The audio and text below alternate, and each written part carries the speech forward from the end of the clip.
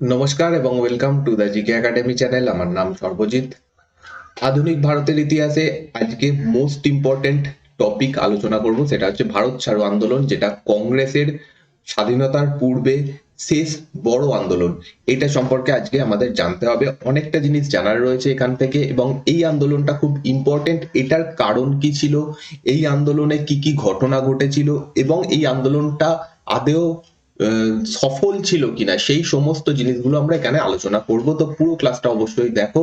এর সাথে সাথে তোমরা যদি আগের ক্লাসগুলো না দেখে থাকো, এই চ্যানেলের প্লেলিস্টে আধুনিক ভারতের ইতিহাসের সম্পূর্ণ একটা প্লেলিস্ট রয়েছে। একদম প্রথম থেকে আমি ডিটেলসে মডার্ন হিস্ট্রি আলোচনা করছি। তোমরা যদি না দেখে থাকো আগের ক্লাসগুলো, তাহলে অবশ্যই প্লেলিস্টটা দেখো। নিচে ডেসক্রিপশনে লিঙ্ক দেওয়া রয়েছে, এছাড়াও আমি উপরে আই বাটনে প্লেলিস্টের লিঙ্ক দিয়ে দিচ্ছি।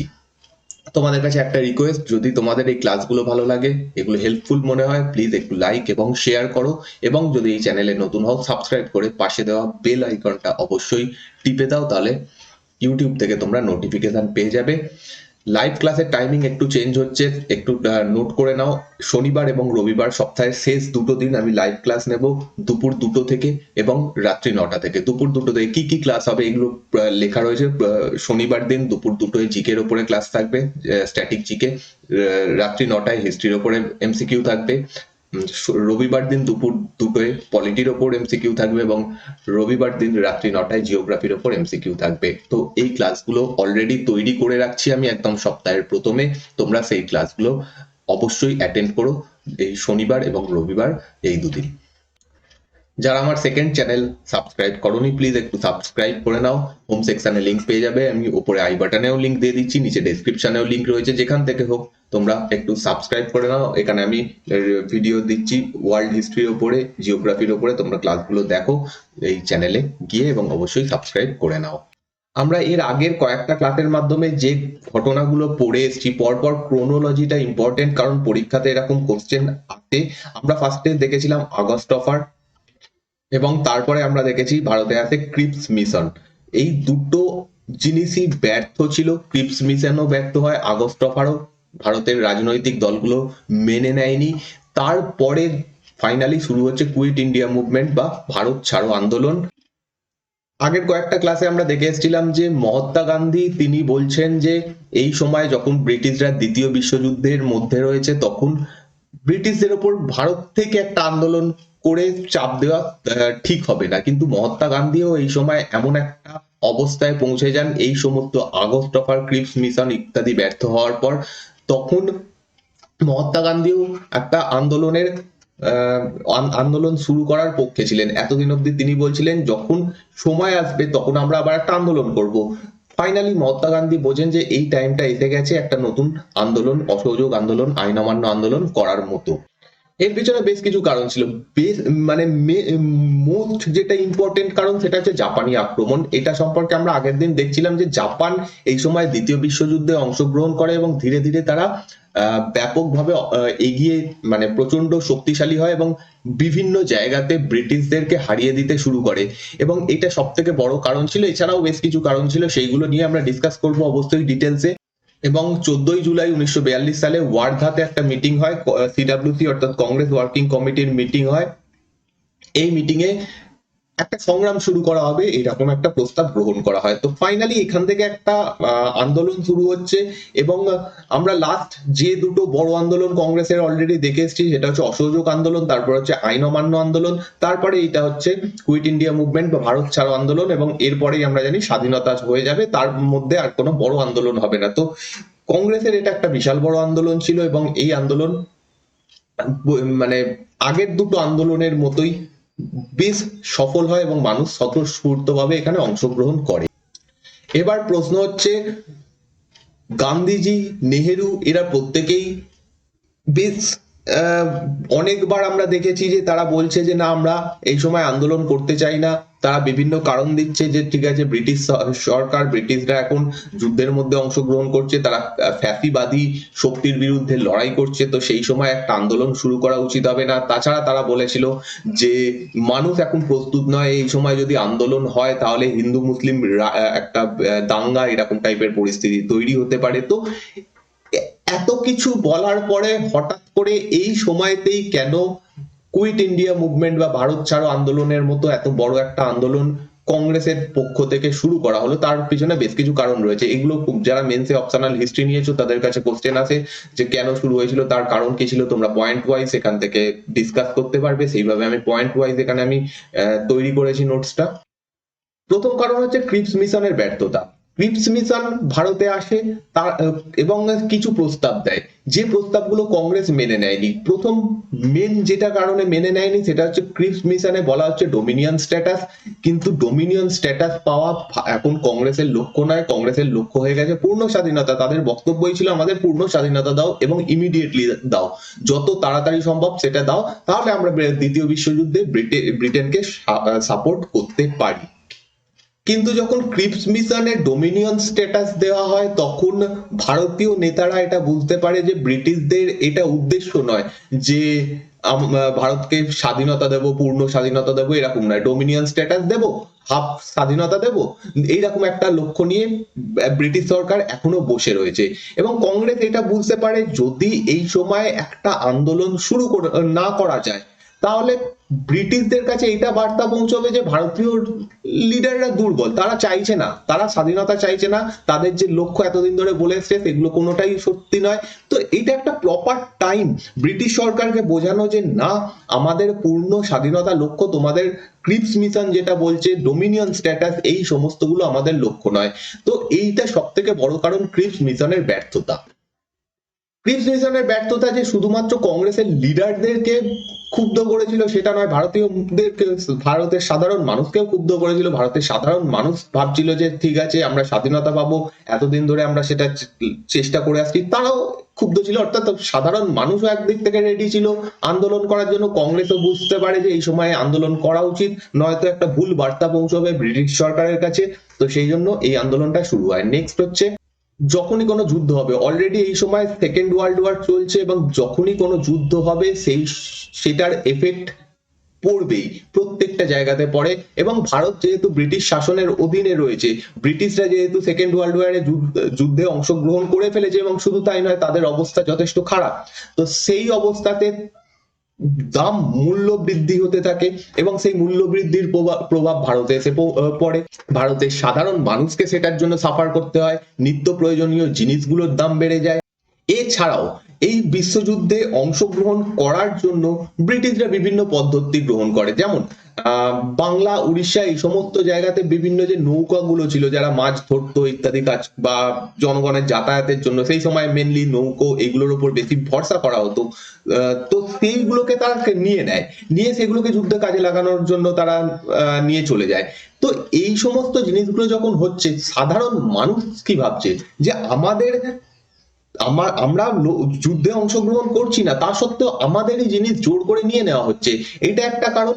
নেক্সট হচ্ছে যখন জাপান একে একে ব্রিটিশ অধিকৃত অঞ্চলগুলো দখল করতে শুরু করে, যেমন 1942 সালের ফেব্রুয়ারি মাসে জাপান সিঙ্গাপুর দখল করে নেয়, তারপরে তারা বার্মা দখল করে নেয় এবং ধীরে ধীরে তারা একদম কোথায় চলে আসছে, ভারতের কাছে চলে আসছে। এই সমস্ত জায়গাগুলো সিঙ্গাপুর বা বার্মা, এই সমস্ত জায়গাতে ব্রিটিশরা একটা পদ্ধতি নেয় যেটা হচ্ছে স্কচ আর্থ পলিসি। স্কচ আর্থ পলিসি ব্যাপারটা কি, যেখানে প্রতিপক্ষ এন্টার করে গেছে সেই জায়গাটাকে পুরো ধ্বংস করে দাও যাতে প্রতিপক্ষের সেনাবাহিনী সেখান থেকে কোনো সাপোর্ট না পায়। অর্থাৎ সেখানকার বাড়িঘর জ্বালিয়ে দাও, সেখানকার ফসল সম্পূর্ণ জ্বালিয়ে দাও, সেখানে যে কুয়ো বা পুকুরগুলো রয়েছে তার মধ্যে বিষ মিশিয়ে দাও। তাহলে কি হবে, জাপানের সেনা এখানে এসে পৌঁছলে কোনো সুবিধা পাচ্ছে না, না খাবার পাবে না জল পাবে, আমরা নিজেরা এখানে হেরে যাচ্ছি, এদেরকেও এখানে সাহায্য দেব না। তো এইরকম একটা পলিসি নেয় স্কচ আর্থ পলিসি সিঙ্গাপুর, বার্মা, এই সমস্ত জায়গাতে। এবার বার্মার পরেই ব্রিটিশ মানে জাপানের লক্ষ্য কোথায় হতে পারে, ভারত। ভারত মানে হচ্ছে বার্মা থেকে একটু এগোলেই বা আজকের বাংলাদেশ পড়ে যাবে, উড়িষ্যা পড়ে যাবে, ওয়েস্ট বেঙ্গল আজকের পশ্চিমবঙ্গ পড়ে যাবে। তো এই জায়গাগুলোতে স্কচ আর্থ পলিসির মতো পলিসি নেওয়ার মতো একটা পরিস্থিতি তৈরি হয়। এখানকার সাধারণ মানুষ ভাবতে থাকে যে কোনো সময় ওখানে যে ঘটনাগুলো ঘটেছে এখানেও সেম ঘটনা ঘটবে, অর্থাৎ এইরকম ভাবে ঘর বাড়ি জ্বালিয়ে দেওয়া হবে, আমাদেরকে এখান থেকে সরিয়ে দেওয়া হবে।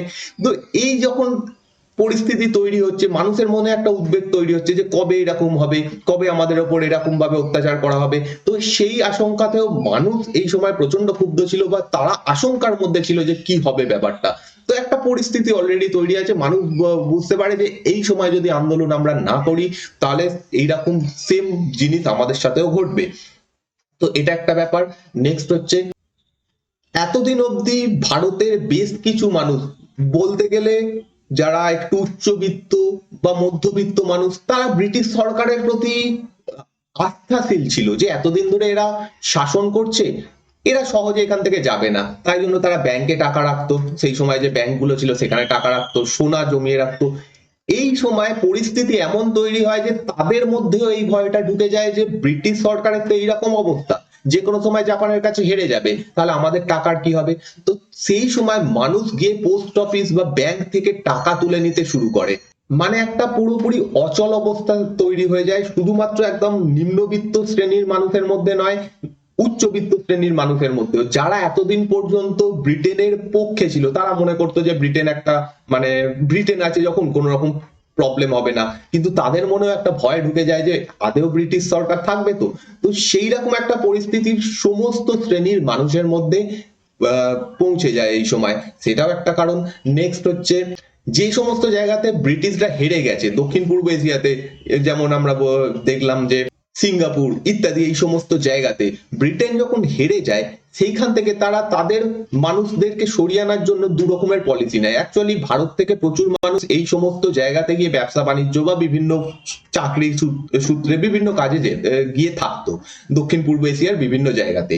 যখন দক্ষিণ পূর্ব এশিয়া হেরে যায়, তখন দেখা যাচ্ছে যে ইউরোপীয় যারা মানুষ, তাদের জন্য একটা পদ্ধতি নেওয়া হচ্ছে যেটাকে বলা হচ্ছে হোয়াইট রোড পদ্ধতি, এবং ভারতীয় যারা মানুষ তাদের জন্য একটা পদ্ধতি নেওয়া হচ্ছে যেটা ব্ল্যাক রোড পলিসি। যারা জায়গায় হেরে গেছে, অর্থাৎ সেই জায়গা থেকে দখল ব্রিটেনের চলে গেছে, ওখানকার যারা মানুষ রয়েছে, সেটা ব্রিটিশ হোক বা ভারতীয় হোক, তাদেরকে এবার বলা হয় যে তোমরা বাড়ি যাও, এখান থেকে চলে যাও, আমাদের এখানে রাজ শেষ। তো তাদের মধ্যে যারা ইউরোপীয় ছিল, ব্রিটিশ ছিল, তাদের জন্য একটা ভালো পদ্ধতি নেওয়া হয় যাতে তারা তাড়াতাড়ি পৌঁছতে পারে ভারত অব্দি, ওখান থেকে যাতে তাড়াতাড়ি তারা ভারতে পৌঁছতে পারে, দ্রুত মাধ্যমে তাদেরকে সরিয়ে আনা হয়। কিন্তু ভারতীয়দের বলা হয় যে তোমরা তোমাদের নিজের ভাগ্যে যাও, হেঁটে হেঁটে যাও, কিন্তু আমরা দেখবো না।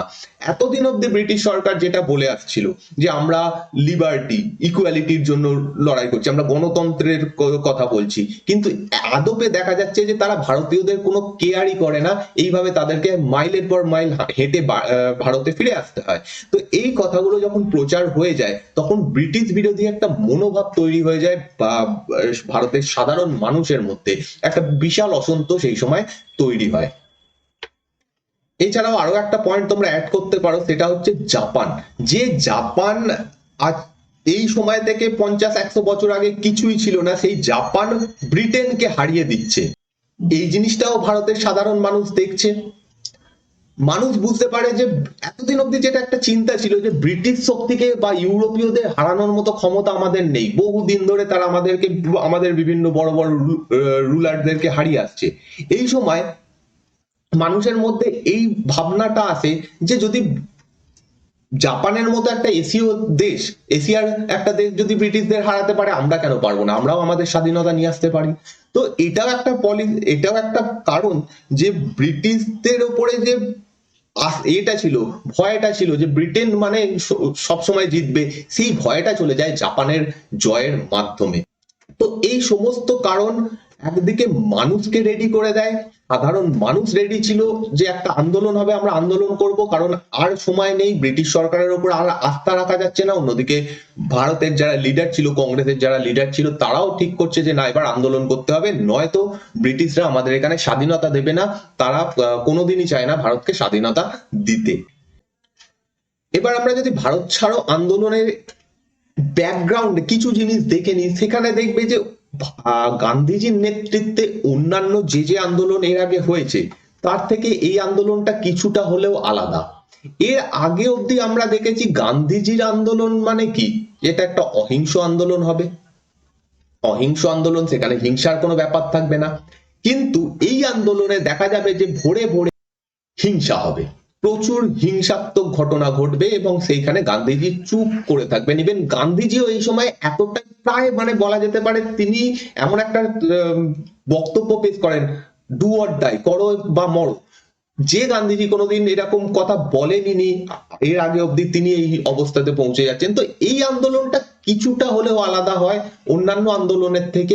এবং যেটা বললাম, নেহেরু গান্ধীজি যারা এতদিন অব্দি কোনো আন্দোলন করতে চাইছিলেন না, তারা এই সময় এই আন্দোলনের মধ্যে এই আন্দোলনটা শুরু করে দেন। এবং গান্ধীজি বিভিন্ন জায়গাতে সংবাদ মাধ্যমে বা বিভিন্ন জায়গাতে বিভিন্ন জনসভাতে তিনি বলতে শুরু করেন যে না, অনেক হয়েছে, এবার একটা গণসংগ্রামের সময় এসে গেছে। এবং তার এই সময় রিসেন্ট কিছু সাক্ষাৎকারেও সেটা দেখা যাচ্ছে। লুই ফিসার বলে একজন বিখ্যাত সাংবাদিককে তিনি একটা এই সময় সাক্ষাৎকার দেন, সেখানে তিনি বলছেন যে আমি অধৈর্য হয়ে গেছি, আমি ব্রিটিশ সরকারের প্রতি অধৈর্য হয়ে গেছি এবং আমি সরাসরি জনগণকে বলবো যে তোমরা যাও, এবার আন্দোলন শুরু করো, ব্রিটিশ সরকারকে এখান থেকে সোজা ভারত থেকে বার করে দাও। তো এই সময় গান্ধীজি একদম সম্পূর্ণ একটা অন্যরকম গান্ধীজি আমরা দেখতে পাবো এই আন্দোলনে। এবং পরপর কিভাবে ঘটনাক্রম ঘটে, 14 জুলাই 1942 সালে কংগ্রেস ওয়ার্কিং কমিটির একটা বৈঠক হয় ওয়ার্ধাতে। ওকে, এই ওয়ার্ধা বৈঠকে অ্যাকচুয়ালি ভারত ছাড়ো আন্দোলনের প্রস্তাব উল্লেখ করা হয়। প্রথম কথা, এই ভারত ছাড়ো আন্দোলন এই নামটা গান্ধীজির দেওয়া নয়, এটা কংগ্রেসেরই একজন লিডার যার নাম হচ্ছে ইউসুফ মেহের আলী, ইনি দিয়েছিলেন। এবং এই ইউসুফ মেহের আলী অ্যাকচুয়ালি বম্বের এই সময় মেয়র ছিলেন, তিনি এই ভারত ছাড়ো নামটা দেন এবং সেই নামটা গ্রহণ করা হয়। বেসিক্যালি এটা কি, এটা একটা আইন অমান্য আন্দোলন, যেরকম গান্ধীজি আন্দোলন করে থাকেন, কিন্তু একটা আলাদা নাম দেওয়া হচ্ছে ভারত ছাড়ো আন্দোলন বলে। এখানে কি হচ্ছে, এই যে আন্দোলনটা হবে সেটা গ্রহণ করা হয় এবং গান্ধীজিকে এই আন্দোলনটার নেতৃত্ব দেওয়ার অনুমতি দেওয়া হয়। আর ঠিক তারপরে 8ই আগস্ট আরো একটা মিটিং হয়, অল ইন্ডিয়া কংগ্রেস কমিটির মিটিং, যেটা হচ্ছে বোম্বের গোয়ালিয়া ট্যাঙ্কে। 8ই আগস্ট 1942। এখানে জওহরলাল নেহরু প্রস্তাব দেন যে ঠিক আছে, আমরা ভারত ছাড়ো আন্দোলন শুরু করছি, এবং সেটা সমর্থন করেন সর্দার প্যাটেল, এবং এইভাবে আন্দোলনটা শুরু হয়। এইটা কিন্তু কোনো বার্ষিক অধিবেশন নয়, কংগ্রেসের বার্ষিক অধিবেশন নয়, কারণ কংগ্রেসের বার্ষিক অধিবেশন 1940-এ লাস্ট হয়েছে, তারপরে আবার হবে হচ্ছে 1946-এ। মাঝখানে কোনো কংগ্রেসের বার্ষিক অধিবেশন হয়নি, এটা আমি আগের দিন বলেছিলাম। আর এইভাবে কংগ্রেস গ্রহণ করে যে আমরা আন্দোলন শুরু করছি। তো বেসিক্যালি এই যে ওয়ার্কিং কমিটি ওয়ার্ধার যে মিটিংটা হয়, সেখানে প্রস্তাব গৃহীত হয় এবং এখানে বম্বের গোয়ালিয়া ট্যাঙ্কে প্রস্তাব অনুমোদিত হয়। দুটো জিনিসের মধ্যে তফাৎ রয়েছে। আর বম্বের যে গোয়ালিয়া ট্যাঙ্ক, এটা আজকে আগস্ট ক্রান্তি ময়দান নামে পরিচিত। এখানে যে মিটিংটা হয়, সেখানে কংগ্রেসের বড় বড় লিডার যেমন জওহরলাল নেহরু, মহাত্মা গান্ধী, সর্দার বল্লভভাই প্যাটেল সবাই একত্রিত হন এবং সবাই একত্রিত ভাবে মেনে নেন যে ঠিক আছে, চলো আমরা আন্দোলন শুরু করব। এবার এই যে বৈঠকটা বম্বে থেকে হচ্ছে, সেখান থেকে জানানো হয় যে আমরা কি কি পদক্ষেপ নিতে চলেছি এই আন্দোলনের জন্য। এখানে ব্রিটিশ সরকারকে ডাইরেক্ট বলা হয় যে অবিলম্বে ভারতের শাসন বন্ধ করে ব্রিটিশ সরকারকে চলে যেতে হবে এবং ভারতের দায়িত্ব একটা অস্থায়ী গভর্নমেন্টের হাতে দিয়ে যেতে হবে। পরবর্তীকালে তারাই, অর্থাৎ ভারতীয়রা নিজেরাই তাদের সংবিধান ইত্যাদি তৈরি করে নেবে, আপাতত তোমরা আমাদের ওপর দায়িত্ব দিয়ে চলে যেতে পারো। নেক্সট এখান থেকে বলা হয় যে আমরা না সাম্রাজ্যবাদী শক্তির পক্ষে রয়েছি, না আমরা ফ্যাসিবাদী শক্তির পক্ষে রয়েছি। অর্থাৎ এখানে জাপান অ্যাকচুয়ালি একটা এই সময় মানুষের মধ্যে ধারণা জন্মে গেছিল যে এবার ব্রিটিশ রাজ খতম হতে চলেছে, সেই জায়গাতে জাপানি রাজ শুরু হবে, কারণ জাপান এখানে আক্রমণ করবে এবং সেই জায়গাটা দখল করবে এবং আমাদের উপর জাপান এবার শাসন করবে। তো সেই জন্য এখান থেকে কংগ্রেস জানায় যে না, আমরা কোনো ধরনেরই কারুরই আর শাসনের মধ্যে যাব না, আমরা না ফ্যাসিবাদ অর্থাৎ জাপানকে সাপোর্ট করছি, না ব্রিটিশ সরকার অর্থাৎ সাম্রাজ্যবাদকে সাপোর্ট করছি। দুজনেই যেই আসুক না কেন সবাইকেই যেতে হবে, আমরা পুরোপুরি স্বাধীন থাকবো, ভারত পুরোপুরি স্বাধীনভাবে শাসন করবে, এটা এখান থেকে ঘোষণা করা হয়। যেটা বললাম, ব্রিটিশ সরকার চলে যাওয়ার সাথে সাথে একটা অস্থায়ী সরকার গঠন করা হবে এবং তারাই শাসন করবে যতদিন না সংবিধান তৈরি হবে। এবং ফাইনালি বলা হয় যে ব্রিটিশ শাসনের বিরুদ্ধে আমরা একটা আইন অমান্য আন্দোলন করছি, যতদিন না ব্রিটিশ সরকার এখান থেকে ভারতকে স্বাধীনতা দিয়ে চলে যায়, ততদিন অব্দি আমরা একটা আইন অমান্য আন্দোলন। বেসিক্যালি আইন অমান্য আন্দোলন কোনো মানে আমরা এর আগে একটা আইন অমান্য আন্দোলন সম্পর্কে পড়ে এসেছি। এটা আইন অমান্য অ্যাকচুয়ালি একটা আন্দোলনের পদ্ধতি, ঠিক আছে, এইটাতে গুলিয়ে ফেলবে না, আইন অমান্য আবার করতে গেলো। অ্যাকচুয়ালি এটা আইন অমান্য বলতে কুইট ইন্ডিয়া মুভমেন্ট বা ভারত ছাড়ো আন্দোলনকেই বোঝানো হচ্ছে। এবং গান্ধীজিকে এই সংগ্রামের নেতৃত্ব দেওয়ার জন্য ঘোষণা করা হয়। গান্ধীজি এখান থেকে বলেন যে ভারতকে তোমরা ত্যাগ করো, অর্থাৎ ভারতকে ছেড়ে যাও। এবং ভাবতে হবে না, এতদিন ধরে ব্রিটিশ সরকার বলছে কি যে আমরা শাসন করছি ভারতকে উন্নতি করার জন্য, ভারতের সংবিধান তৈরি করা, মানুষকে সেই জায়গাতে সেই পথে চালিত করা, সেটা আমাদের মেন লক্ষ্য। গান্ধীজি বলছেন আমাদের দেখতে হবে না, ভগবানের হাতে ভারতকে ছেড়ে দিয়ে তোমরা চলে যাও। তো এইরকম ভাবে বলে গান্ধীজি এখান থেকে আন্দোলন শুরু করেন। আমরা এর আগে যে দুটো আন্দোলন সম্পর্কে পড়ে এসেছি, অসহযোগ আন্দোলন, মানে দুটো বড় আন্দোলন সম্পর্কে, অসহযোগ আন্দোলন এবং আইন অমান্য আন্দোলন, সেখানেও দেখেছিলাম যে কি কি কর্মপদ্ধতি গান্ধীজি ভারতের জনগণের জন্য নির্দেশ দেন যে এই এই জিনিসগুলো করতে হবে। গোয়ালিয়া ট্যাঙ্কের যে সভাটা হয়, ওকে, 8ই আগস্ট, এখান থেকে গান্ধীজি কিছু বক্তব্য পেশ করেন যে সমাজের বিভিন্ন অংশ কিভাবে এই আন্দোলনটা করবে। এবং এই যে পদ্ধতিগুলো তোমরা এখানে দেখবে, সেটাও দেখবে অন্যান্য দুটো আন্দোলনের থেকে কিছুটা হলেও আলাদা। আগের আন্দোলনগুলোতে কি বলা হয়েছিল, সরকারি কর্মচারী যারা রয়েছে, চাকরিজীবী যারা রয়েছে, তাদেরকে বলা হয়েছিল সবাই তোমরা পদত্যাগ করো। এখানে বলা হচ্ছে যে না, তোমাদের পদত্যাগ করতে হবে না, তোমরা কেউই পদত্যাগ করবে না, কিন্তু ব্রিটিশ সরকারকে জানিয়ে দাও যে আমরা কংগ্রেসের প্রতি আনুগত্য ঘোষণা করছি, আমরা ব্রিটিশ সরকার নয় কংগ্রেসের কথা শুনবো, পদত্যাগ করতে হবে না। সৈন্যবাহিনীকেও বলা হয়, আগের বার বলা হয়েছিল কি সৈন্যবাহিনী থেকে তোমরা ছেড়ে দাও সেনাবাহিনীর কাজ, এখানে বলা হয় না, সেনাবাহিনী থেকে কাজ ছাড়তে হবে না, সেনাবাহিনী ছেড়ে যাবে না, কিন্তু যারা স্বদেশী অর্থাৎ যারা আন্দোলন করছে তাদের ওপর কোন রকম ভাবে গুলি চালাবে না, যেমন জালিয়ানওয়ালাবাগে যেরকম ঘটনা ঘটেছে সেরকম যেন না ঘটে, এইটা বলা হয়। ছাত্রদের বলা হয় যদি আত্মবিশ্বাসী হও তাহলে পড়াশোনা ছেড়ে দেবে। আগে বলা হয়েছিল কি ছাত্রছাত্রীরা স্কুল কলেজ ছেড়ে দিয়ে আন্দোলনে যোগ দেবে, এখানে বলা হয় যদি তোমরা আত্মবিশ্বাসী হও, কনফিডেন্ট হও, তাহলে পড়াশোনা ছাড়বে। আত্মবিশ্বাসী মানে তো যদি তোমরা মনে করো যে না আমরা ব্রিটিশ স্কুল কলেজে পড়বো না, আমরা স্বদেশী স্কুল কলেজে পড়বো, বা আমরা অন্যান্য ভাবে শিক্ষা নিয়ে নেবো, আমরা আমাদের ব্রিটিশ স্কুল কলেজ লাগবে না, তাহলে তোমরা পড়াশোনা ছেড়ে দিয়ে আন্দোলনে যোগ দাও। কৃষকদের বলা হয় যদি জমিদার, তোমরা যাদেরকে ট্যাক্স দিচ্ছ, কৃষকরা তখন কাকে ট্যাক্স দিচ্ছে, জমিদারদের ট্যাক্স দিচ্ছে, তো কৃষকদের বলা হয় যে যে জমিদাররা সরকার বিরোধী, ব্রিটিশ সরকার বিরোধী, তাদেরকে ট্যাক্স দাও, খাজনা দাও, কিন্তু যদি তারা সরকার পন্থী হয় তাহলে তাদেরকে খাজনা দেবে না, ট্যাক্স দেবে না। দেশীয় রাজ্যগুলো যেগুলো ছিল, তাদের রাজাদেরকে বলা হয় যে জনসাধারণকে সমর্থন করুন। এটা মেনে নিন যে ভারতে আর রাজাদের রাজত্ব চলবে না, রাজাদের রাজত্ব চলবে না, জনসাধারণ সব থেকে পাওয়ারফুল, তাদের কথা মানুন এবং তাদেরকে সমর্থন করুন, এটা বলা হয়। এবং দেশীয় রাজ্যের যে জনগণরা রয়েছে তাদেরকে বলা হয় যে সেই সমস্ত রাজাকেই সাপোর্ট করো যারা সরকার বিরোধী, অর্থাৎ ব্রিটিশ সরকারের বিরোধী, তাদেরকে সাপোর্ট করো, কিন্তু যদি তারা ব্রিটিশদের পক্ষে হয়, যদি ভারতীয় যে সমস্ত রাজা ব্রিটিশদের পক্ষে, তাদেরকে একদমই সমর্থন করবে না, এটা দেশীয় রাজ্যের জনগণকে বলা হয়। এবং ফাইনালি গান্ধীজি তার বিখ্যাত যে উক্তি, যেটা খুব ফেমাস হয়ে যায় এই সময়, সেইটা এখানে বলেন যে করো অথবা মরো, ডু অর ডাই।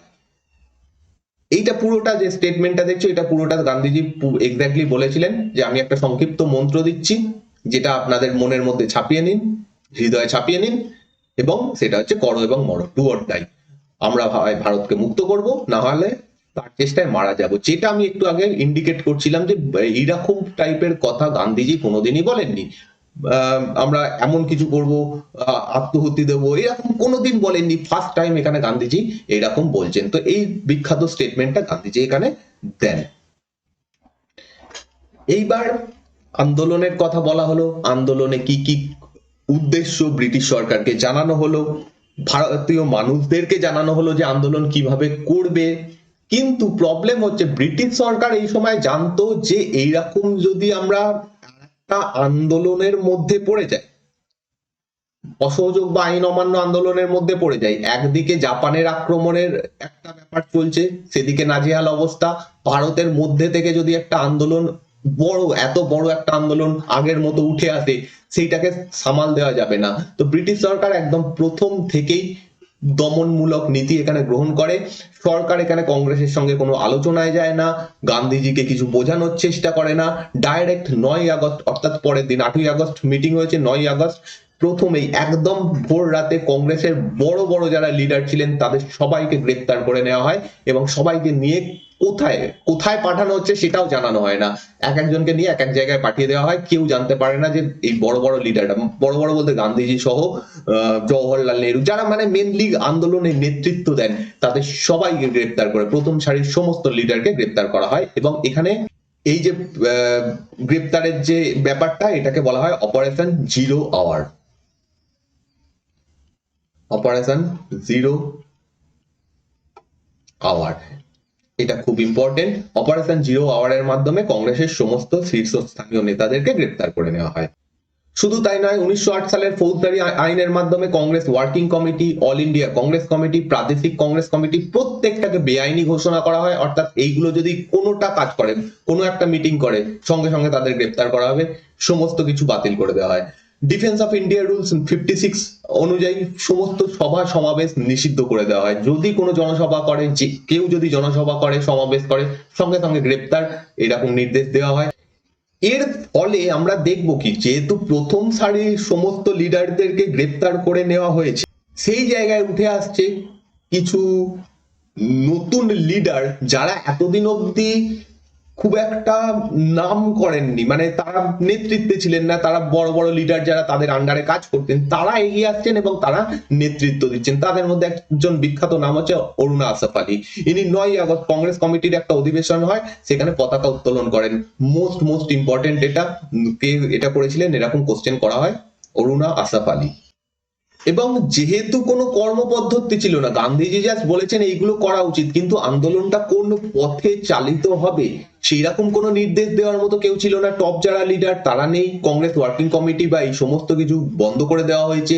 তার ফলে যারা এইরকম ছোট ছোট মানে বলতে তথাকথিত যারা পিছনের সারির লিডার ছিলেন, তারা সামনে এসে যে যেরকম বক্তব্য দিয়েছেন, সাধারণ মানুষ তাদেরকে ফলো করেছে এবং একটা স্বতঃস্ফূর্ত আন্দোলন বিভিন্ন জায়গা থেকে উঠে এসছে এবং কোনো জায়গাতে ব্যাপকভাবে ভায়োলেন্স এখানে হতে শুরু হয়। প্রথম দিকে অহিংসই ছিল আন্দোলন, যেরকম গান্ধীজির আন্দোলন সেরকম টাইপেরই আন্দোলন ছিল, অহিংস আন্দোলন ছিল। কিন্তু যখন ব্রিটিশ সরকার দমনমূলক নীতি গ্রহণ করে, তখন এই আন্দোলন প্রচন্ডভাবে সহিংস হয়ে পড়ে এবং এই আন্দোলনে প্রচুর মানুষ মারা যায়। এরকম ছবি দেখতে পাচ্ছ, দলে দলে মানুষ বেরিয়ে আসেন এবং আন্দোলন করতে থাকেন। হিংসাত্মক ঘটনা কিরকম টাইপের হয়? সরকারি বিভিন্ন জিনিস উড়িয়ে মানে ধ্বংস করা, ব্রিজ উড়িয়ে দেওয়া, রেল লাইন ভেঙে ফেলা, টেলিগ্রাফ লাইন উপড়ে দেওয়া বা কেটে দেওয়া, তারপরে হচ্ছে পতাকা উত্তোলন তো ছিলই, এইরকম টাইপের হচ্ছিল। এবং বাংলা এবং মাদ্রাজ এই দুটো জায়গায় সব থেকে বেশি এইরকম টাইপের কার্যকলাপ হয়। পূর্ব মানে ইউনাইটেড প্রভিন্স, উত্তরপ্রদেশের পূর্ব অংশে, বিহারে, এই সমস্ত জায়গাতে ব্যাপক ছিল এরকম টাইপের কার্যকলাপ। তারপরে ছাত্ররা স্কুল কলেজ ধর্মঘট করে, মানে তারা সেখান থেকে বেরিয়ে পড়ে, স্কুল কলেজ ছেড়ে দিয়ে মিছিলে অংশগ্রহণ করে। সংবাদপত্র লেখা শুরু হয়, কারণ এগুলো সবই বন্ধ করে দেওয়া হয়েছিল, কিন্তু এ করে লুকিয়ে লুকিয়ে সেগুলো লেখা হতে থাকে পত্রিকা, সেগুলো ছড়িয়ে বিতরণ করা হতে থাকে। ভূগর্ভস্থ নেটওয়ার্ক তৈরি হয় এই সমস্ত গোপন খবর ছড়িয়ে দেওয়ার জন্য। এইরকম টাইপের কার্যকলাপ হতে থাকে। এই সমস্ত লিডাররা যারা এই এই আন্দোলনে ব্যাপকভাবে নাম করেন, যেমন রাম মনোহর লোহিয়া, জয়প্রকাশ নারায়ণ, অরুণা আসফ আলী, উষা মেহতা, বিজু পটনায়ক, ছোটুভাই পুরানিক, অচ্যুত পটবর্ধন, সুচেতা কৃপালিনী, আর পি গোয়েঙ্কা, এরা এতদিন অব্দি খুব একটা নাম করা লিডার ছিলেন না। ইয়ং লিডার সবাই, এই সময়কার ইয়ং বলতে কত 25-30 এরকম টাইপের বয়স, তারা এগিয়ে আসেন এবং নেতৃত্ব দেন। উষা মেহতা বোম্বেতে একটা আন্ডারগ্রাউন্ড রেডিও স্টেশন চালু করেন। এই টাইপের ঘটনাগুলো ঘটে, প্রচুর মানুষ এখানে অংশগ্রহণ করে। শুধু কংগ্রেস নয়, অন্যান্য দল, সমাজতান্ত্রিক দল বা ফরওয়ার্ড ব্লক, এরা প্রত্যেকেই এখানে অংশগ্রহণ করে এবং প্রচুর পরিমাণে এখানে ভায়োলেন্স হতে থাকে। এর সাথে সাথে এই আন্দোলনে আরো একটা নতুন দিক দেখা যায়, সেটা হচ্ছে প্যারালাল গভর্নমেন্ট বা সমান্তরাল সরকার। এই ব্যাপারটা কি, এক একটা জায়গাতে কিছু কিছু জায়গাতে এতটাই মানুষ স্বতঃস্ফূর্ত হয়ে যায় বা এতটাই আন্দোলনে নেমে পড়ে, এতটাই ভায়োলেন্স হয় যে সেই সমস্ত অঞ্চল থেকে ব্রিটিশ সরকার তাদের সমস্ত শাসন বন্ধ করে দিতে বাধ্য হয়। সেখান থেকে পালিয়ে যেতে বাধ্য হয় এবং সেই জায়গাগুলো কিছুদিনের জন্য স্বাধীন হয়ে থাকে এবং সেখানে স্বাধীনভাবে সরকার চলতে থাকে। যেমন হচ্ছে বালিয়া। বালিয়া এখানে চিতু পান্ডে, এটা চিতু হবে, চিত্তু নয়, চিতু পান্ডে, ঠিক আছে, চিতু পান্ডে, এনার অধীনে একটা সরকার চলে, বেশি দিনের জন্য নয়, এক সপ্তাহের জন্য চলে 1942 সালের আগস্ট মাসে। এরা কি করে, বহু সরকার কংগ্রেস লিডারদেরকে, যাদেরকে বালিয়ার জেলে বন্দি করা হয়েছিল তাদেরকে মুক্তি দিয়ে দেয়। সরকার স্বাধীনভাবে তারা শাসন করছে, তারা বলে যে আমরা শাসন করছি, সমস্ত কংগ্রেস লিডারদেরকে আমরা মুক্তি দিয়ে দিচ্ছি। তো এরকম ঘটনা ঘটে। বাংলার এই জায়গাটা ইম্পর্টেন্ট, তমলুক মেদিনীপুরে অবস্থিত। 1942 থেকে 1944 সেপ্টেম্বর অব্দি এখানে জাতীয় সরকার চলে। এইখানে যে স্বাধীন সরকারটা, সেটার নাম ছিল জাতীয় সরকার। এরা নিজেরা প্রচুর কাজ করে, যেমন ঘূর্ণিঝড় মানে ত্রাণ শিবিরের কাজ, স্কুল অনুমোদন করা, ঠিক আছে, এইরকম বিভিন্ন কাজকর্ম তারা করে। একটা সরকার যেরকম ভাবে চলে সেই রকম টাইপের কাজকর্ম করে। শিক্ষা, স্বাস্থ্য, আইন শৃঙ্খলা, এদের বিভাগ ছিল নিজস্ব। যেমন আজকে সরকারের আছে না, রাজ্য সরকার, কেন্দ্রীয় সরকারের বিভাগ রয়েছে, স্বাস্থ্য বিভাগ, শিক্ষা বিভাগ, কৃষি বিভাগ, সেই রকম বিভাগ তারা তৈরি করে। ইভেন একটা সশস্ত্র বাহিনী তৈরি করে, যেটার নাম হচ্ছে বিদ্যুৎ বাহিনী। তো এইটা খুব ইম্পর্টেন্ট একটা সরকার ছিল। সাতারাতে এরকম একটা সরকার তৈরি হয় 1943 থেকে 1945 অব্দি এরা কাজ করে। এটা প্রতি সরকার নামে পরিচিত ছিল, মানে সরকারটার নাম ছিল প্রতি সরকার। আর ওয়াইভি চাভান এবং নানা পাটিল এরা ছিলেন এখানকার ইম্পর্টেন্ট লিডার। এখানেও সেম এইরকম টাইপের কাজ করা হয়, যেরকম একটা সরকার করে, লাইব্রেরি তৈরি করা, ন্যায়দান মন্ডল তৈরি করা। ন্যায়দান মানে হচ্ছে এখানে বিচার বিভাগ ইত্যাদি কাজকর্ম হতো। গান্ধী বিবাহ শুরু হয়। গান্ধী বিবাহ অ্যাকচুয়ালি কি, খুব কম বাজেটে, খুব অল্প বাজেটে, খুব জাঁকজমক না করে বিবাহ করা, এরকম ভাবে হয়। এবং এই যে সরকারটা প্রতি সরকার, এটা সব থেকে দীর্ঘস্থায়ী চলে। এছাড়া তালচের, উড়িষ্যার তালচেরে একটা সরকার চলে, যেটা চাষি মৌলিয়া বা মজদুর রাজ সরকার নামেও পরিচিত। এখানে এরকম টাইপের ঘটনা ঘটে। তো এরকম প্যারালাল গভর্নমেন্ট তৈরি হয়, যারা নিজেরা কিছুদিনের জন্য শাসন করে। এই জিনিসটা এই আন্দোলনের একটা ইউনিক বৈশিষ্ট্য, যেটা আমরা এই সময় দেখতে পাচ্ছি। এই আন্দোলন কতটা ব্যাপক ছিল, কত মানুষ অংশগ্রহণ করে? মানুষ ব্যাপকভাবে অংশগ্রহণ করে, বিশেষত স্কুল কলেজের যারা ছাত্রছাত্রীরা ছিল তারা ব্যাপকভাবে এগিয়ে আসে। তারা স্কুল কলেজ ছেড়ে এই আন্দোলনে অংশগ্রহণ করে। মহিলারা এখানে প্রচন্ড ভাবে এগিয়ে আসে, যেমন অরুণ আসফ আলীর নাম পেলাম, সুচেতা কৃপালিনী, উষা মেহতা, এরকম বিখ্যাত বিখ্যাত মহিলা। তারা শুধুমাত্র যে মানে নিচে পিছনে সারিতে ছিল সেরাম নয়, শুধু আন্দোলন করছিল তারা নয়, তারা নেতৃত্ব দেওয়ার কাজে এগিয়ে আসে, সক্রিয়ভাবে তারা অংশগ্রহণ করে এই সমস্ত ক্ষেত্রে। শ্রমিকরা ধর্মঘট করে এবং ধর্মঘট করে তাদের উপর দমন পীড়ন হয়, বাট প্রত্যেকের উপরই দমন পীড়ন হয়, এখানে ব্যাপক দমন পীড়ন হয়, কিন্তু প্রত্যেকটা স্তরের মানুষ এখানে অংশগ্রহণ করে। সমস্ত স্তরের কৃষকরা এখানে অংশগ্রহণ করে, ইভেন বেশ কিছু জমিদার এখানে অংশগ্রহণ করে এই আন্দোলনে। এটাও একটা ইউনিক এইবারে মানে এই আন্দোলনের একটা বৈশিষ্ট্য। তারপরে সরকারি কর্মচারীরা তারাও এই আন্দোলনে অংশগ্রহণ করে। বিশেষ করে আমরা একটু সরকারি যারা নিম্ন স্তরের বলতে নিচু পোস্টের যারা কর্মচারী ছিল, তারা ব্যাপকভাবে এখানে অংশগ্রহণ করে।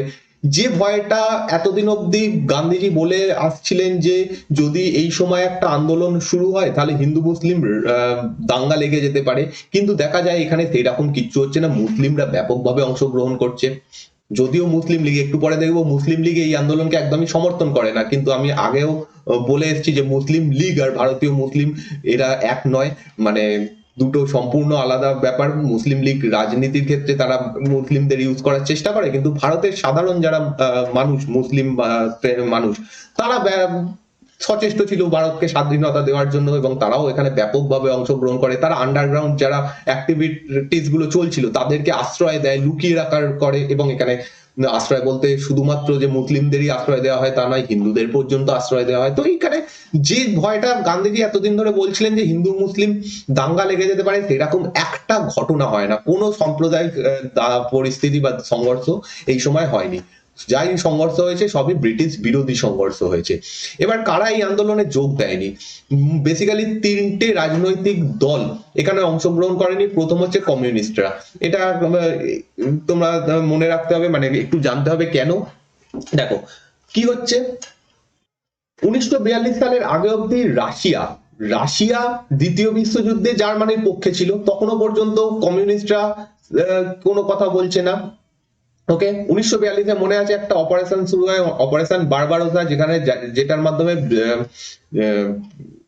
আমাদের জার্মানি রাশিয়ার ওপর আক্রমণ করে, এবং যখনই আক্রমণ করে তখন ভারতের কমিউনিস্টরা বলে আরে এটা তো সাম্রাজ্যবাদী যুদ্ধ নয়। 1942-এর আগে অব্দি তারা বলছিল এটা সাম্রাজ্যবাদী যুদ্ধ, এখানে আমরা অংশগ্রহণ করব না, কমিউনিস্টরা এখানে কোনো কিছুর মধ্যে নেই। কিন্তু যখনই এটা 1942-এর পরে রাশিয়ার ওপর আক্রমণ হয় এবং রাশিয়া গিয়ে কি করছে, ব্রিটেনের সঙ্গে যোগ দিচ্ছে, ব্রিটেন ফ্রান্স আমেরিকার সঙ্গে তারা মিত্রপক্ষে যোগ দিচ্ছে, তখন তারা বলে যে এটা তো জনযুদ্ধ, এটা জনযুদ্ধ, অতএব আমরা ব্রিটেনকে সাপোর্ট করছি, আমরা এই আন্দোলনকে, ভারতে যে আন্দোলন চলছে ভারত ছাড়ো আন্দোলন, সেখানে সাপোর্ট করছি না। এবার প্রশ্ন হচ্ছে রাশিয়ার কারণে ভারতের কমিউনিস্টের ব্যাপার এরকম বলার কারণ কি? তার কারণ হচ্ছে রাশিয়া থেকেই কমিউনিজম যে ব্যাপারটা, সেটার যে কনসেপ্ট সেটা উঠে এসেছিল, সেই জন্য রাশিয়ার যখন এইরকম ব্রিটিশদের সঙ্গে যুক্ত হয়, ভারতের কমিউনিস্টরা এই আন্দোলনে যোগ দেয়নি। অন্যদিকে মুসলিম লীগ এখানে অংশগ্রহণ করেনি, পুরোপুরি বিরোধিতা করে, কারণ তারা ভাবে যদি এই পরিস্থিতিতে, এখন যে পরিস্থিতি সেই পরিস্থিতিতে আন্দোলন হচ্ছে, এই আন্দোলনের ভয়ে যদি ব্রিটিশ সরকার ভারত ছেড়ে চলে যায়, তাহলে ভারতের দায়িত্ব কাদের হাতে গিয়ে পড়বে? কংগ্রেসের হাতে গিয়ে, কংগ্রেস জয়লাভ করে যাবে, মানে কংগ্রেসকে শাসনভার দিয়ে ব্রিটিশ সরকার চলে যাবে, তাহলে আমাদের পৃথক মুসলিম রাষ্ট্রের কি হবে, আমাদের পাকিস্তান রাষ্ট্রের কি হবে?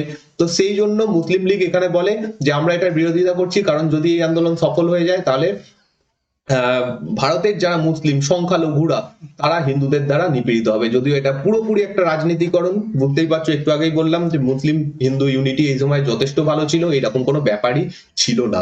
মুসলিম লীগ জাস্ট তাদের যে ডিমান্ড, তাদের যে রাজনীতিটা, তাদের যে দাবিটা ছিল সেইটা পেশ করার জন্য মুসলিম বা সংখ্যালঘুদেরকে ইউজ করার এখানে চেষ্টা করে। নেক্সট হচ্ছে হিন্দু মহাসভা এই সময় ডাইরেক্ট এটাকে বয়কট করে, কারণ হিন্দু মহাসভার বক্তব্য ছিল কংগ্রেস ভারত জাতীয়তাবাদী দল নয়, তারা ভারতের কথা চিন্তা করে না। তো হিন্দু মহাসভা এখানে আন্দোলন বয়কট করে। হিন্দু মহাসভার এই সময় যিনি লিডার ছিলেন ভিডি সাভারকর, তিনি ডাইরেক্ট এই আন্দোলনের বয়কট করে। এবং প্রিন্সলি স্টেট, যদিও এরা রাজনৈতিক দল নয়, প্রিন্সলি স্টেট বলতে দেশীয় রাজ্যগুলো, তাদের সেখান থেকে কিছু কিছু প্রিন্সলি স্টেটে অবশ্যই আন্দোলন হয়েছিল, মানে সেখানকার রাজারাও সাপোর্ট করেছিল, কিন্তু অধিকাংশ যে রাজারা তারা এটা সাপোর্ট করে না স্বাভাবিকভাবে, কারণ যদি এই অবস্থাতে ব্রিটিশ সরকার ছেড়ে চলে যায় তাহলে দেশে গণতন্ত্র প্রতিষ্ঠা হয়ে যাবে, এই রাজাদের আর কোনো ক্ষমতা থাকবে না। তো সেই জন্য তারা প্রতিক্রিয়া দেখায়নি এই আন্দোলনে। এবার সরকারি দমন পীড়ন, প্রথমেই বললাম যে ব্রিটিশ সরকার এখানে একদমই রিস্ক নেয়নি। তারা প্রথমেই তো যা করার করে দিয়েছে, প্রচুর মানুষকে গ্রেপ্তার করা হয়, প্রায় 60,000, তারও বেশি, 60,000-এর বেশি মানুষ এখানে গ্রেপ্তার হয়। এছাড়া যখন আন্দোলন খুব তীব্র হয়ে পড়ে, এইরকম বিভিন্ন সরকারি সম্পত্তির উপর চলতে থাকে, আঘাত আসতে থাকে, তখন ব্যাপক পরিমাণে গুলি চালায়, তারা নির্বিচারে গুলি চালায়, এবং বলা হয় যে 10,000 মানুষ এখানে মারা যায়। এত সংখ্যায় মানুষ এর আগের কংগ্রেসের কোনো আন্দোলনে মারা যায়নি। এটা তো আনঅফিসিয়াল সংখ্যা, অ্যাকচুয়াল মানে ব্রিটিশ সরকার যে সংখ্যা দিয়েছে অফিসিয়াল সংখ্যা সেটা 7,000, কিন্তু 7,000-এর থেকে অনেক বেশি মানুষ এখানে মারা যায়, এবং আনঅফিসিয়ালি বলা হয় যে 10,000-এরও বেশি মানুষ এখানে মারা যায় জাস্ট ব্রিটিশদের চালানো গুলি বা ইত্যাদির কারণে। তো ব্যাপক পরিমাণে এখানে ভায়োলেন্স হয়, যেটা এর আগে কোনো আন্দোলনে হয়নি। এটা একটা হাইলাইটেড পয়েন্ট, এটা সবসময় মনে রাখবে। এবার যখন এইরকম সমস্ত ঘটনা ঘটছে 1943 সালের ফেব্রুয়ারিতে, ব্রিটিশ সরকারের পক্ষ থেকে গান্ধীজির সঙ্গে দেখা করা হয়। গান্ধীজি তখন জেলে আছেন। ব্রিটিশ সরকারের বক্তব্য ছিল যে গান্ধীজি আপনার বক্তব্য কি, আপনি যে আন্দোলন করবেন সেখানে কোনো হিংসা ঘটবে না, এখানে তো ভরে ভরে হিংসা ঘটছে, আপনি তার নিন্দা করুন, আপনি এই হিংসাত্মক ঘটনাগুলো বন্ধ করার কথা বলুন। গান্ধীজি এখানে উল্টো কাজ করে, তিনি বলেন না, ব্রিটিশ সরকার এখানে হিংসা করছে, ব্রিটিশ সরকার যে অত্যাচার করছে, এত গুলি চালাচ্ছে, 10,000 জন মানুষ মারা গেছে, তার বিরুদ্ধে আমি অনশন করব। যে গান্ধীজি চৌরি চৌরাতে একটা ছোট ঘটনা ঘটেছিল তার জন্য পুরো পুরো আন্দোলন বন্ধ করে দিয়েছিলেন, এইখানে এত মানুষ 10,000 মানুষ মারা যাচ্ছে, অন্যদিকে ব্রিটিশদের উপর মানে ব্রিটিশ সরকারের উপর এত হিংসা হচ্ছে, তা সত্ত্বেও তিনি মানুষকেই সাপোর্ট করেন, এবং তিনি সরকার বিরোধী অনশন শুরু করেন, যে সরকার যে সহিংসতা দেখাচ্ছে সেটার বিরুদ্ধে আমি আন্দোলন করব, মানে অনশন করব। এবং গান্ধীজি যখন অনশন করেন সেটা আরো মানে খুব ব্যাপকভাবে খবর ছড়িয়ে পড়ে, সাধারণ মানুষ আরো হয়ে ওঠে, ক্ষুব্ধ হয়ে ওঠে, তারাও শুরু করে সেরকম, তারাও হরতাল করে, তারাও অনশন করতে শুরু করে, ধর্মঘট করতে শুরু করে, ব্যাপকভাবে এখানে আন্দোলন শুরু হয়। কারণ গান্ধীজি মানে সাধারণ মানুষের মনোবল বৃদ্ধি পায় যে গান্ধীজি আমাদের জন্য আন্দোলন করছেন, উপবাস করছেন, আমরণ অনশন করছেন। তো সেখানে মানুষের মনোবল বৃদ্ধি পায়, তারা আরো ব্রিটিশ বিরোধী হয়ে পড়ে এবং এটা একটা নতুন রাজনৈতিক কর্মকাণ্ডের সুযোগ দেয়। গান্ধীজি যখন করছেন, উপবাস করছেন, ভারতের অন্যান্য মানুষ, সাধারণ মানুষও উপবাস করতে শুরু করে। তো এটা একটা নতুন রাজনৈতিক কর্মকাণ্ড হিসাবে উঠে আসে। ফাইনালি 23শে মার্চ 1943 পাকিস্তান দিবস শুরু হয়। এখানে আমি জাস্ট এইটুকু লিখে ছেড়ে দিয়েছি, কারণ নেক্সট ক্লাসটা আমরা এখান থেকে শুরু করব পাকিস্তান দিবস থেকে, তাই জন্য নেক্সট ক্লাস এখান থেকে শুরু হবে। তো ফাইনালি আমাদের লাস্ট জায়গাতে চলে এসেছি যে এই আন্দোলনটা কি আদৌ সফল ছিল? ভারত ছাড়ো আন্দোলন, যেটা 8ই আগস্ট 1942 থেকে শুরু হয়, 1942 থেকে শুরু হয়, মোটামুটি 1944 অব্দি চলে। তারপরে ধীরে ধীরে দমন করা, মানে এই আন্দোলনটা দুর্বল হয়ে পড়ে। আমার আগে ডেটটা বলা হয়নি, এখানে আমরা ডেটটা একটু ইম্পর্টেন্ট। হ্যাঁ, 8ই আগস্ট এটা 1945 হয়ে গেছে, এটা একটু ঠিক করে নেবে, 1945 নয় 1942 হবে, এটা একটু ভুল রয়েছে। 8ই আগস্ট 1942 থেকে শুরু হচ্ছে, মোটামুটি জুন 1945 গিয়ে পুরোপুরি শেষ হয়ে যায় এবং 1944 আস্তে আস্তে এই আন্দোলনটা অনেকটাই দুর্বল হয়ে পড়ে। প্রথম কথা, এই আন্দোলনটা দুর্বল হয়ে পড়ার পিছনে মেন কারণ কি, কেন এই আন্দোলনটা দুর্বল হয়ে পড়লো? এখানে তো গান্ধীজি কোনো বন্ধ করে দেওয়ার কথা বলেননি, সমস্ত ঠিকঠাক চলছিল, তাহলে এই আন্দোলনটা দুর্বল হয়ে পড়লো কেন? সব থেকে বড় কারণ এখানে ব্রিটিশদের দমন পীড়ন নীতি, ব্যাপক দমন পীড়ন হয়। যখনই কোনো আন্দোলন যায়, যেখানেই হরতাল হচ্ছে বা কোনো প্রদর্শন হচ্ছে, সঙ্গে সঙ্গে সেখান থেকে সমস্ত মানুষকে নিয়ে গিয়ে গ্রেফতার করে বন্দি বানিয়ে দেওয়া হচ্ছে। তো এত এরকম যদি বন্দি বানানো হয়, এত মানুষ যদি মারা যায়, আন্দোলনটা করবে কি? ধীরে ধীরে তো মানুষের সংখ্যাও কমে যাচ্ছে এবং মানুষের মনোবলও ধীরে ধীরে কমে যাচ্ছে। যখন বড় বড় লিডারদের গ্রেফতার করা হচ্ছে, তারপরে লিডাররা, সেকেন্ড সারির যারা লিডার, তারা আন্দোলনে নেতৃত্ব দিচ্ছে, তাদেরকেও যখন গ্রেফতার করা হচ্ছে, তারপরে কি? তো এইটা একটা বড় কথা। সেকেন্ড যে কারণ, সেটা অবশ্যই নেতৃত্বের অভাব। বড় বড় লিডার যারা, তাদেরকে গ্রেফতার করে নেওয়া হয়েছে। এই আন্দোলনের কোনো দিশা ছিল না, যে মানুষ যেরকম ভাবে পেরেছে সেইভাবে আন্দোলন করেছে। কিন্তু অ্যাকচুয়ালি একটা আন্দোলন যদি সংগঠিত না হয়, কেউ একজন যদি লিডার না তাকে, গান্ধীজি নেতৃত্ব দিচ্ছে, আমরা তার পিছনে তাকে সাপোর্ট করছি, সেটা একটা অনেক বড় ব্যাপার। কিন্তু যেখানে কোনো লিডারই নেই, যে যেরকম বলছে সেই সেরকম ভাবে আন্দোলন করছে, তার ফলে ওই আন্দোলনটা দুর্বল হয়ে পড়ে। এছাড়া যে দুটো রাজনৈতিক দল দেখলাম, মুসলিম লীগ এবং হিন্দু মহাসভা, এরা সাপোর্ট করেনি। দেখো, এর পিছনেও একটা বড় রয়েছে। মুসলিম লীগের বেশ কিছু জায়গাতে তারা সরকার গঠন করেছিল, মানে নিজেরা একক না হলেও কারোর সঙ্গে না কারোর সঙ্গে কোয়ালিশন করে সরকার গঠন করেছিল। সেই সমস্ত জায়গায় স্বাভাবিকভাবে তারা আন্দোলন করতে দেয়নি। হিন্দু মহাসভা এরকম বেশ কিছু জায়গাতে আন্দোলন করতে দেয়নি। তো এগুলো একটা কারণ যে বেশ কিছু জায়গাতে এই আন্দোলন ঠিকঠাক ভাবে চলেনি, এর ফলেও এটা ব্যর্থ হয়, মানে বন্ধ হয়ে যায় মোটামুটি 1944 আস্তে আস্তে, বা একদম ফাইনালি 1945-এ। এইগুলো কারণ। এবার এই আন্দোলনটা কি আদৌ সফল? আইন অমান্য, সরি, ভারত ছাড়ো আন্দোলন কি আদৌ সফল? তার সোজাসুজি উত্তর হচ্ছে নো। কারণ এখানে যেটা বলা হয়েছিল যে ব্রিটিশ ভারত ছাড়ো, ব্রিটিশরা এই আন্দোলনের ফলে ভারত ছাড়েনি, তাহলে আলটিমেটলি যেটা লক্ষ্য সেটা পূরণ হয়নি। তো আমরা বলতে পারি এই আন্দোলনটা ব্যর্থ। কিন্তু এই আন্দোলনটার যে ইম্প্যাক্ট, সেটা অনেক বড় ছিল। এই আন্দোলনটা ব্রিটিশ সরকারের মনে ভয় ধরিয়ে দিতে পারে। একদম ব্রিটিশ সরকার বুঝে যায় যে ভারতের মানুষকে আর ভুল বুঝিয়ে এইভাবে শাসন করা সম্ভব নয়। তাদের উদ্দেশ্য কি ছিল? আন্দোলন শুরু করছো, চলো আমরা মেন যারা লিডার তাদেরকে গ্রেপ্তার করে নিচ্ছি। তাদের মানে তারা ভেবেছিল যে লিডাররাই যদি গ্রেপ্তার হয়ে যায়, তাহলে এই আন্দোলন চলবেই না, তাড়াতাড়ি বন্ধ হয়ে যাবে। কিন্তু সেরকম হয়নি, বেশ বড় টাইম ধরে চলে, প্রচুর দমন পীড়ন করা হয়, তার সত্ত্বেও এত বড় সময় ধরে চলে। মানুষ, প্রত্যেকটা শ্রেণী থেকে মানুষ উঠে মানে আন্দোলনে যোগ দেয়, প্রত্যেক ধর্ম থেকে মানুষ এসে এখানে যোগ দেয়। তার ফলে ব্রিটিশ সরকারের মনে একটা ভয় ধরে যায় যে এইরকম যদি আন্দোলন চলে, এইভাবে আর ভারতে শাসন করা সম্ভব নয়। এইটা একটা বিশাল বড় কারণ ছিল এই আন্দোলনের, মানে এটা সব থেকে বড় লাভ ছিল।